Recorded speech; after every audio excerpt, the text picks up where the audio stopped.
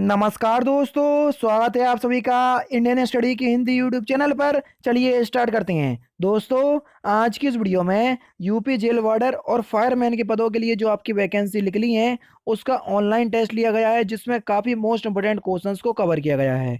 और दोस्तों, जैसा कि आप सभी जानते हैं कि मैं वीडियो के लास्ट में आपसे क्वेश्चंस पूछता हूं और उसका आंसर आपको कमेंट बॉक्स में बताना होता है। तो आज मैं फिर आपसे एक क्वेश्चन पूछूंगा और आंसर आपको कमेंट बॉक्स में बताना होगा। दोस्तों, मैं अनअकैडमी पर ही पढ़ाता हूँ, तो अनअकैडमी पर मुझे फॉलो करने के लिए डिस्क्रिप्शन में दिए गए लिंक से आपको अनअकैडमी का लर्निंग ऐप डाउनलोड करना है और वहाँ जाके आप मुझे फॉलो कर सकते हैं और मेरे द्वारा अपलोड किए कोर्सेज का लाभ उठा सकते हैं बिल्कुल फ्री में। जो लोग यूपी जेल वार्डर और फायरमैन की पदों के लिए वैकेंसी की तैयारी करना चाहते हैं तो आप मुझे अनअकैडमी पर आज ही फॉलो कर लीजिए, क्योंकि मैं आप लोगों के लिए काफ़ी इंटरेस्टिंग कोर्स प्रोवाइड करवाता रहता हूँ।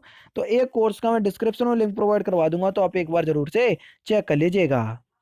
पहला क्वेश्चन दोस्तों आपके सामने ये रहा कि किस शहर को भारत की इत्र की राजधानी कहा जाता है, ये हमको बताना है। धनबाद, कन्नौज, सतना या जौनपुर। तो दोस्तों, हमको उस शहर का नाम बताना है जिसको भारत की इत्र की राजधानी कहा जाता है। तो कन्नौज को भारत की इत्र की राजधानी कहा जाता है, यानी कि इस क्वेश्चन का दूसरा ऑप्शन जो हो जाएगा बिल्कुल करेक्ट हो जाएगा। नेक्स्ट क्वेश्चन आपका रीजनिंग का है। ए, बी और सी, सी पे आपका क्वेश्चन मार्क के स्थान पर क्या आएगा ये हमको बताना है। ठीक है, देखो, कोई आपका हार्ड क्वेश्चन नहीं है। 16 का 18 से मल्टीप्लाई किया तो हो गया आपका 288। 19 का 21 से मल्टीप्लाई किया तो हो गया आपका 399। 12 को हम कितने 15 से मल्टीप्लाई करेंगे तो देखो 15 का हमने 12 से मल्टीप्लाई करा, तो आपका जो आंसर आएगा वो होगा आपका 180, यानी कि इस क्वेश्चन का कौन सा चौथा ऑप्शन जो होगा बिल्कुल करेक्ट होगा।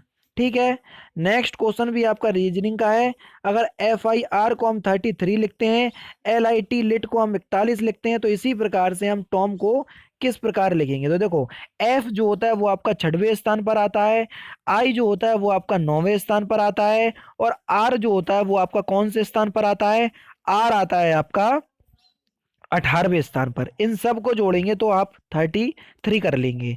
इसी प्रकार से लेट है तो हमको टॉम का बताना है, तो ये टॉम का क्या होगा। देखो, टी जो है वो आपका 20वें स्थान पर आता है, ओ जो है वो आपका 15वें स्थान पर आता है, और एम जो है वो आपका 13वें स्थान पर आता है, और इन सबको जब आप ऐड कर लेंगे तो हो जाएगा आपका 48। यानी कि इस क्वेश्चन का चौथा ऑप्शन आपका बिल्कुल करेक्ट है।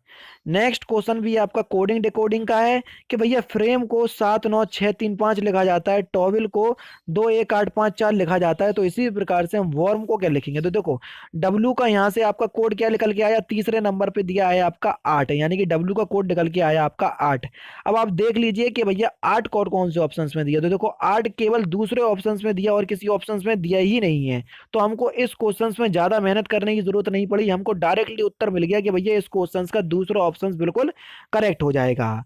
ठीक है, नेक्स्ट क्वेश्चन की दोस्तों अगर हम बात करें कि निम्नलिखित में से विषम संख्या को चुनिए कि इसमें से विषम संख्या कौन सी है। 719, 225, 81 और 256, इसमें से हमको बताना है कि भैया विषम संख्या क्या है। तो देख लीजिए दोस्तों, ये देखो 729 आपका 27 का स्क्वायर होता है। ठीक है, ये आपका 256 को आप क्या लिख लीजिए, 256 को लिख लीजिए आप 265 लिख लीजिए, तब जाके आपका ये करेक्ट होगा। देखो, 225 होता है आपका 5 का स्क्वायर, 81 होता है आपका 9 का स्क्वायर, 265 किसी का स्क्वायर नहीं होता है, इसलिए आपका चौथा ऑप्शन आपका बिल्कुल करेक्ट हो जाएगा। ठीक है, गलत लिखा है 256, 265 कर लीजिएगा।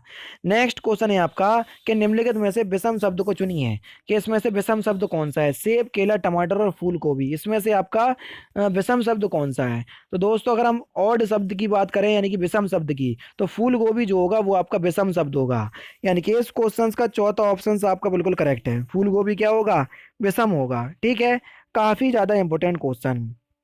नेक्स्ट क्वेश्चन है आपका कि अगर अष्टभुज यानी कि ऑक्टागन 64 से संबंधित है तो सप्तभुज किससे संबंधित होगा। यानी कि अष्टभुज में आपकी 8 भुजाएं होती हैं और 8 का स्क्वायर कर दिया तो हो गया आपका 64। इसी प्रकार से सप्तभुज में 7 भुजाएं होती हैं और 7 का स्क्वायर करेंगे तो होगा आपका 49। यानी कि इस क्वेश्चन का पहला ऑप्शन जो हो जाएगा वो बिल्कुल करेक्ट हो जाएगा। बताइए दोस्तों, समझ में आया कि नहीं आया। अगर आपको कोई भी चीज समझ में नहीं आया तो आप कमेंट में बिल्कुल डायरेक्टली मेरे से पूछ सकते हैं। ठीक है, नेक्स्ट क्वेश्चन है आपका कि निम्नलिखित दिए गए विकल्पों में से संबंधित विकल्प को चुनिए। अब जीवाश्म में की जीवाश्म से संबंधित है तो मस्तिष्क विज्ञान किससे संबंधित होगा ये हमको बताना है। खोपड़ी, अग्नाशय, थायराइड या फेफड़ा। तो अगर जीवाश्म से संबंधित है तो मस्तिष्क विज्ञान आपका खोपड़ी से संबंधित होगा। किससे दोस्तों? खोपड़ी से संबंधित होगा। यानी कि इस क्वेश्चन का पहला ऑप्शन आपका बिल्कुल करेक्ट हो जाएगा। अगर जीवाश्म से संबंधित है तो मस्तिष्क विज्ञान आपका खोपड़ी से संबंधित होगा। इंपॉर्टेंट क्वेश्चन काफी ज्यादा। नेक्स्ट क्वेश्चन है आपका कि निम्नलिखित में से दिए गए विकल्पों में से संबंधित संख्या को चुनिए। ठीक है, अगर देखो डी जो है वो आपका 25 से संबंधित है तो एफ किससे संबंधित होगा? तो पहले तो आप ये जान लीजिए कि एबीसीडी में डी चौथे स्थान पर आता है। चौथे में हमने अपनी मर्जी से एक जोड़ दिया, हो गया आपका 5, और 5 का स्क्वायर कर दिया तो हो गया आपका 25। हमने ये रीजनिंग इस क्वेश्चन में लगाई। देखते हैं कि इस क्वेश्चन में जो हमने तर्क बैठाला है वो एक्चुअल में सही है या नहीं है। ठीक है, तो देखो एफ जो है वो होता है आपका छठवें स्थान पर। छठवें स्थान पे आपका आता है आपका एफ। एफ में हमने छठवें में एक जोड़ दिया तो हो गया आपका 7, और 7 का स्क्वायर कर देंगे तो कितना हो जाएगा? 49। अगर 49 ऑप्शंस में दिया है तो हमारा तर्क बिल्कुल ठीक है। हाँ भैया, दिया है 49 ऑप्शंस में, यानी कि इस क्वेश्चन का दूसरा ऑप्शन बिल्कुल करेक्ट हो जाएगा, और जो हमने तर्क लगाया था वो भी आपका बिल्कुल करेक्ट है। नेक्स्ट क्वेश्चन आपका पर्यायवाची है कि भैया अनल का पर्यायवाची क्या होगा, ये हमको बताना है। समीर, पवन, हवा या ज्वाला? तो दोस्तों अगर हम बात करें अनल के पर्यायवाची के बारे में कि एक्चुअल में अनल का पर्यायवाची क्या होगा, तो अनल का पर्यायवाची दोस्तों होगा वो होगा आपका ज्वाला। और यही कहीं अगर लिखा होता अनिल, तो अनिल जो होता है वो आपका होता है हवा का पर्यायवाची। यानी कि समीर, हवा, पवन ये सब का पर्यायवाची होता है आपका अनिल। ठीक है, देखो एक मात्रा के बदलने से ही आपका क्या हो जाएगा? पूरा पर्यायवाची बदल जाएगा। तो अनल जो आपका पर्यायवाची होगा वो आपका ज्वाला का, जबकि अनिल जो आपका पर्यायवाची होगा वो होगा आपका हवा का। छक्के छुड़ाने मुहावरे का सही अर्थ क्या है, ये हमको बताना है। भगा देना, धोखा देना, बुरी तरह पराजित करना या मेहनत करना? तो छक्के छुड़ाने मुहावरे का जो आपका सही अर्थ होगा वो होगा आपका बुरी तरह पराजित करना। जी हाँ दोस्तों, इस क्वेश्चन का तीसरा ऑप्शन आपका बिल्कुल करेक्ट हो जाएगा। छक्के छुड़ाने मुहावरे का सही अर्थ है आपका बुरी तरह पराजित करना। इंपॉर्टेंट क्वेश्चंस काफी ज्यादा आपके एग्जाम की दृष्टि से।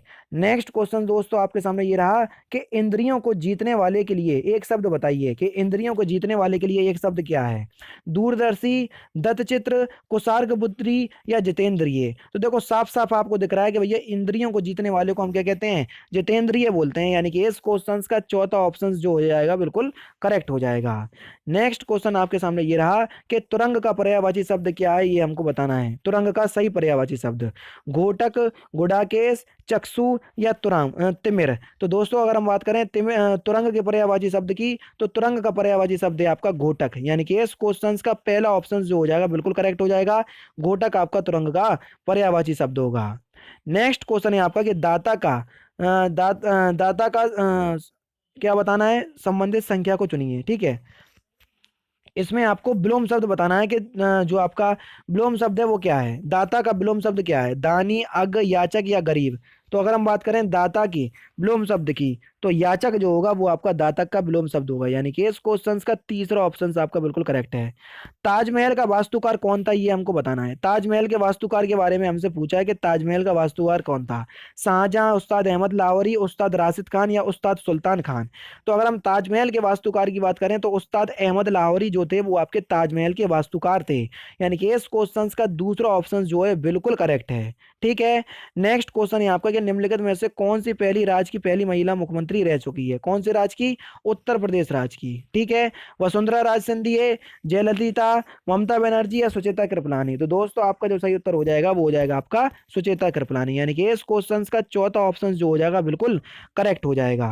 नेक्स्ट क्वेश्चन है आपका कि उत्तर प्रदेश राज्य में कितने प्रभाग हैं, ये हमको बताना है। प्रभाग यानी कि प्रभाग, आप इसको प्रभाग कर लीजिए, बा लग गया है तो इसको गा लगा लीजिए। प्रभाग है 20, 19, 18 या 16? तो दोस्तों अगर हम बात करें उत्तर प्रदेश राज्य में कितने प्रभाग हैं, तो उत्तर प्रदेश राज्य में आपके 18 प्रभाग हैं। कितने? 18। प्रभाग को बोलते हैं डिवीजन। कितने डिवीजन है?